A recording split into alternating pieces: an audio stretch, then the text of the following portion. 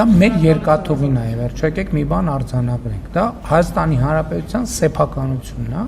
եւ մենք մեր սեփականությունը պետքա կառավարենք։ Մանրամասները չեմ կարող ասել, որովհետեւ այդ թվում իրավական կոնսուլտացիաների արդյունքում պետքա, այդ թվում աշխատանքային քննարկումների արդյունքում պետքա մենք այդ հարցերը լուծենք, բայց մի բան կարող եմ ասել, որ բոլոր process-ներում հարավկովկասյան երկաթուղիներ ներգրավված են,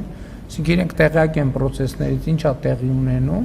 բայց ես էլ եմ ուզում ասել, ես չեմ ուզում մտնել եթե այսպես, ապա ինչ, ապա եթե այսպես ինչ, եթե այնպես ինչ։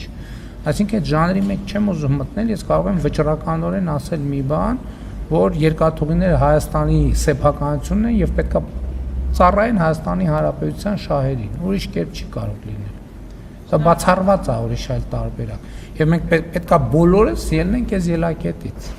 Մենք չենք կարող ասել, դա գիտեք ինչ, դե մեր երկաթուղին է, բայց ոչինչ, դա թող տենց փակուղի էլ մնա, չի կարող այդպիսի բան լինել։ Հավանիչ տեսանյութը եւ բաժանորդագրվիչ նորությունները բաց չթողնելու համար։